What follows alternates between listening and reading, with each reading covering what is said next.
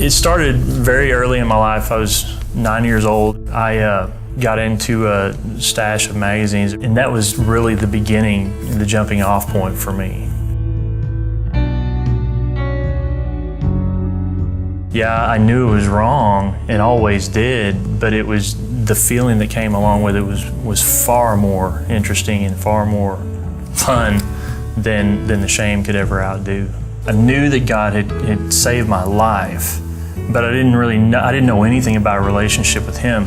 And that's honestly probably the worst part of how this affected my life and affected others around me, was in and through relationships.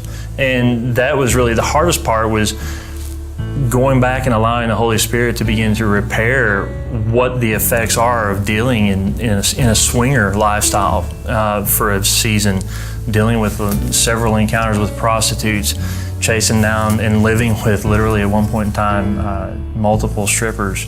But all the while still very much recognizing the shame that was there, and also recognizing the fact that this is not what God intended for me to do. This is not how He intended for me to live.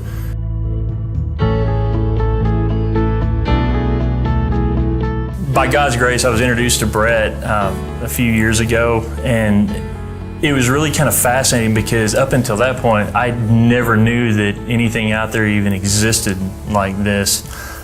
I think the greatest difference that I've seen since I've been involved with Changing Lanes is the fact that rules aren't really part of the conversation.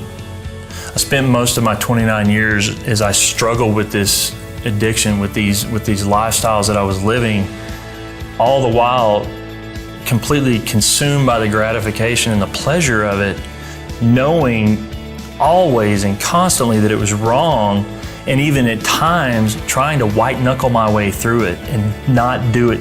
I can't do this anymore. I can't do this anymore.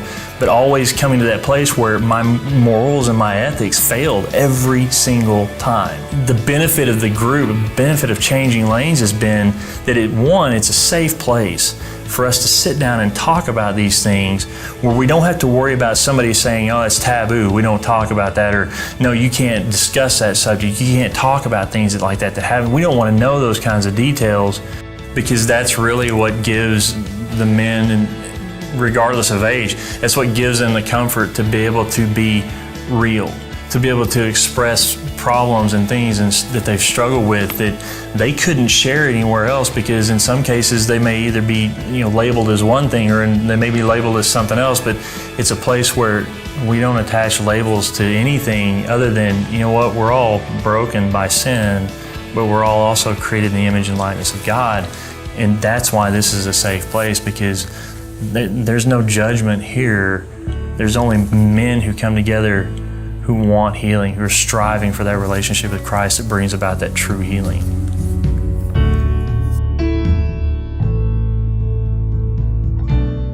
Being able to partner with this ministry is a tremendous step towards fighting one of the greatest problems that is in absolutely every church. I don't care what anybody says, from the pulpit or otherwise, it's in the church. Across denominations, it's in the church.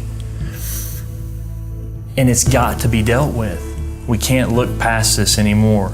But we need support, we need help, we need partners who are willing to come alongside us and say, you know what, you're right, this is tremendously horrible, and it's running rampant through not just our culture, but our churches. Our men need help.